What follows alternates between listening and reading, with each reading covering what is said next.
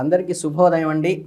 ఈ సంవత్సరం సింహరాశి వారి ఫలితాలు అంటే ఈ ఈ నూతన ఆంగ్ల సంవత్సరం 2026 సంవత్సరంలో అడుగు పెడుతున్నటువంటి సింహరాశి జాతకులకు స్వాగతం, సుస్వాగతం. మీ రాశినాథుడైన సూర్యునికి తేజస్సు, మంచి ధైర్యము మరియు నాయకత్వ లక్షణాలు మీ సహజ గుణాలు అయితే ఈ రాబోయే 2026 సంవత్సరంలో మీ జీవితంలో అత్యంత జాగ్రత్తగా, ఓర్పుగా మరియు ఆచితూచి అడుగు వేయవలసిన సమయం అని గ్రహ సంచారాలు బలంగా సూచిస్తున్నాయి. ఇది మీ ధైర్యానికి, మీ సహనానికి, మీ అంతర్గత శక్తికి ఒక పెద్ద పరీక్షగా నిలవబోతోంది.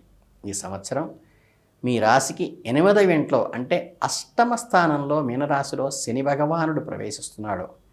ఇది అష్టమ శని లేదా కంటక శని యొక్క ప్రభావాన్ని సూచిస్తోంది. ఇది సాధారణంగా కొన్ని సవాళ్లను, అడ్డంకులను మరియు ఊహించని మార్పులను కూడా తెచ్చిపెట్టే కాలంగా దీన్ని చెప్తూ ఉంటాం.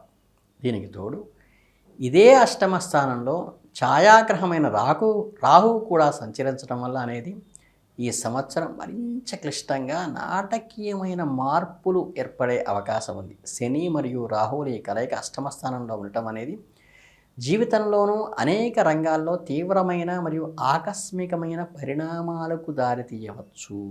మరోవైపు మీ 2వ ఇంట ధనము, కుటుంబ స్థానంలో కన్యారాశిలో కేతువు సంచరించడం వల్ల మీ మాట, మీ కుటుంబ సంబంధాలు మరియు మీ ఆర్థిక నిల్వలపై ప్రతికూల ప్రభావం చూపించే అవకాశం ఉన్నది. అయితే ఈ కష్టాల మధ్య ఒక గొప్ప ఆశాకిరణం ఏమిటంటే సంవత్సర ప్రథమార్థంలో బృహస్పతి గురువు మీ లాభస్థానమైన 11వ ఇంట్లో మిథున రాశిలో సంచరించడం వల్ల ఇది మీకు కొంత రక్షణ కలిగిస్తూ కొన్ని ముఖ్యమైన విజయాలను అందిస్తుంది.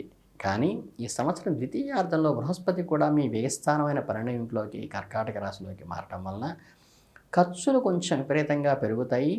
అవి శుభకరమైన ఖర్చులే పెస్తారు.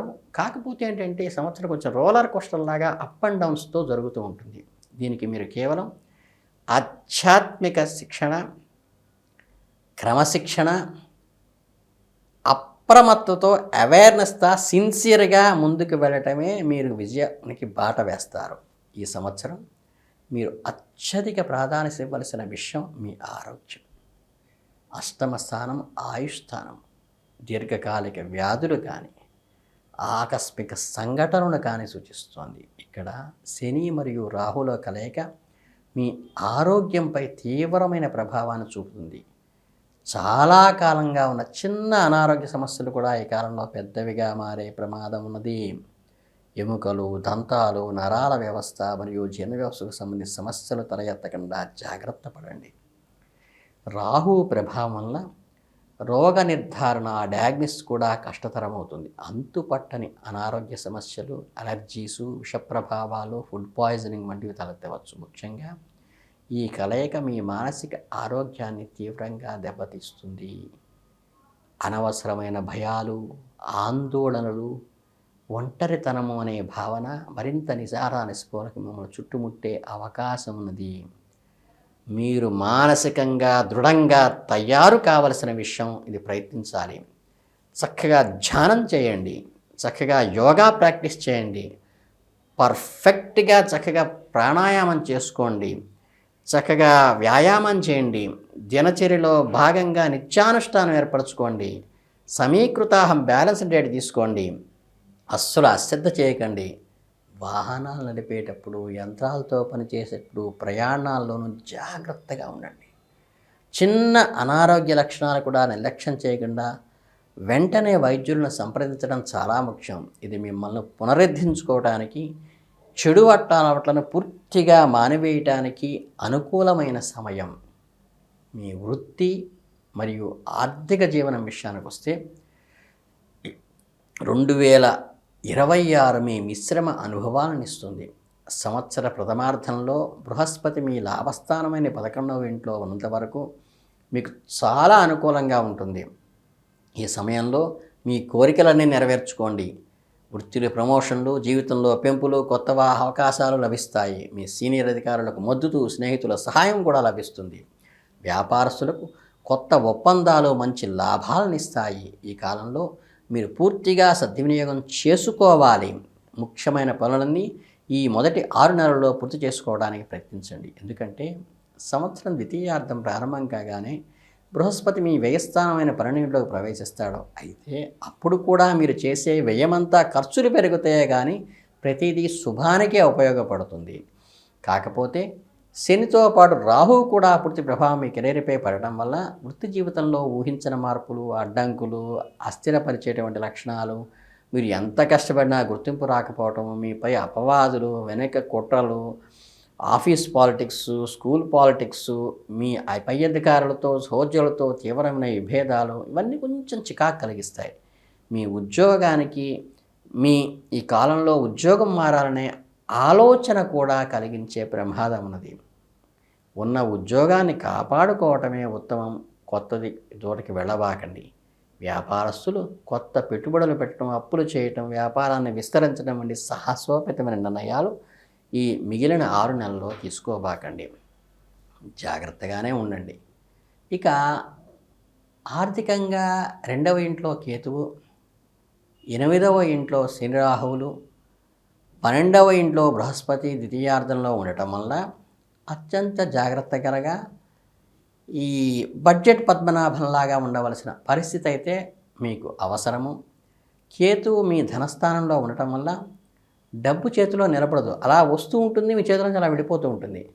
అనవసరమైన ఖర్చులు వస్తుంటాయి. కుటుంబ అవసరాల కోసం ఆకస్మిక ఖర్చులు పెరుగుతుంటాయి. డబ్బు బ్లాక్ అయిపోతూ ఉంటుంది. అక్కడ రొటేషన్ కాదు, రావాల్సిన డబ్బు సరైన సమయానికి అందదు. ఇక అష్టమ శని రాహువులు వారసత్వ ఆస్తికి సంబంధించిన గౌరవ పన్నులు, ట్యాక్స్ రూపంలో సమస్యలు, ఇన్సూరెన్స్ క్లెయిమ్లు జాప్యానికి సృష్టించవచ్చు.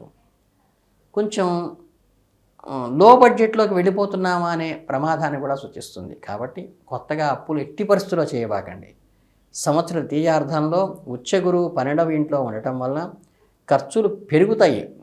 ఈ ఖర్చులు ఎక్కువగా మీకు విదేశీ ప్రయాణాల కోసం కానీ, ఆధ్యాత్మిక కార్యక్రమాల కోసం కానీ అవుతుంది. ఒక్కోసారి హాస్పిటల్కి కూడా అవుతుంది.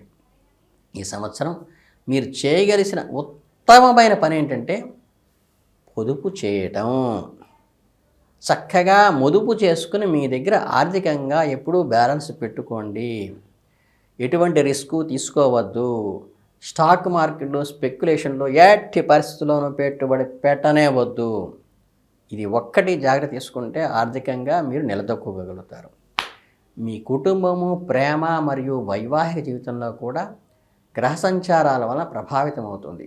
2వ ఇంట కేతువు సంచారము మీ మాట తీరును కఠినంగాను, నిర్లక్ష్యంగాను, ఒక సెటైర్గా మాట్లాడినట్టుగా ఎదుటివాళ్ళు నొచ్చుకుంటారేమో ఆవేశంతో మాట్లాడగా అనిపించడం వల్ల కొంచెం బంధువులు కానీ, కుటుంబ సభ్యులు కానీ వాళ్ళు ఫీల్ అయ్యే అవకాశం ఉంది.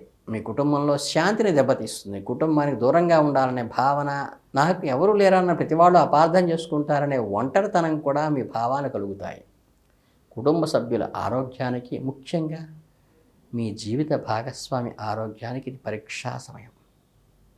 అష్టమ స్థానం స్త్రీలకు మాంగళ్య స్థానం కూడా. కాబట్టి వివాహిత స్త్రీలు తమ భర్త ఆరోగ్యం విషయంలో కేర్ తీసుకోండి.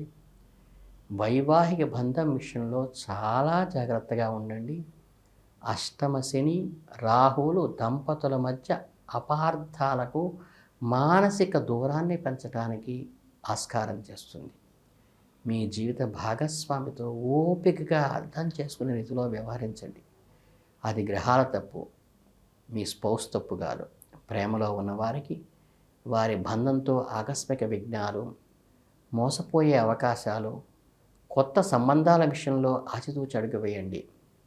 అవివాహితులు వివాహ ప్రయత్నాలకు ఇది సరైన సమయం కాదు, కొన్నాళ్ళు వేచి చూడండి. కాబట్టి ఇక విద్యార్థుల విషయానికి వస్తే ఇది చాలా కొంచెం కష్టసాధ్యమైన విషయమే కానీ అసాధ్యం కాదు. అష్టమ శని రాహువులు ఏకాగ్రతగా తీవ్రంగా దెబ్బతీస్తాయి. చదువుపై కాన్సన్ట్రేషన్ పెడుతూ ఉంటే బద్ధకాన్ని కలిగిస్తుంది శని. చదివింది గుర్తులేకపోవటం వంటి సమస్యలు ఎదురవుతాయి. విద్యలో ఆటంకాలు వస్తాయి. రాహువు ఏం చేస్తారంటే మీకు రీసెర్చ్, గూఢచర్యాలు లేదా ఇంజనీరింగ్ ట్రైనింగ్ వంటి లోతైన సబ్జెక్టుల్లో సూచిస్తాయి. కాబట్టి ఈ రంగాల్లో ఉన్న విద్యార్థులకు వారి పట్టుదలతో ప్రయత్నిస్తే అనూహ్యమైన విజయాలు లభించవచ్చు.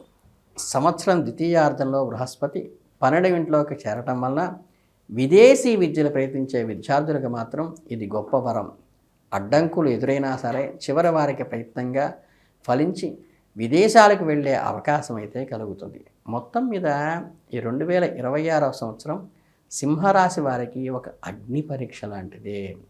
ఇది మిమ్మల్ని భయపెట్టడానికి, మిమ్మల్ని హెచ్చరించడానికి మాత్రమే ఈ కఠినమైన కాలం మీలో నిజమైన శక్తిని, మీ ఆత్మవిశ్వాసాన్ని పెంచడానికి, వెలికి తీయటానికి పనికొస్తుంది. ఇది మిమ్మల్ని బాహ్యంగా కాకుండా అంతర్గతంగా, ఆధ్యాత్మికంగా బలపరిచే సంవత్సరం. మీరు చేయవలసిన ముఖ్య పరిణామాలు ఆరోగ్యము మరియు అష్టమ శని రాహువులు శాంతి కోసము ప్రతిరోజు మహామృత్యుంజయ మంత్రాన్ని జపించండి లేదా రోజు హనుమాన్ చాలీసా పఠించుకోండి. శని రాహువుల ప్రతికూల ప్రభావం నుండి అద్భుతమైన రక్షణ లభిస్తుంది.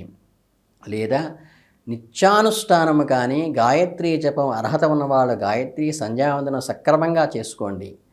ప్రతి శనివారము చక్కగా వెంకటేశ్వర స్వామి దర్శనం చేసుకోండి. సాయంత్రం పూట విష్ణు సహస్రనామ పారాయణ చేసుకోండి. వీలైనంత వరకు అన్నదానం కానీ వస్త్రదానం కానీ చేయండి. రాహు శాంతి కోసం అమ్మవారి ఆలయాన్ని దర్శించండి. కేతువు శాంతి కోసం గణపతిని గరికి సమర్పించండి.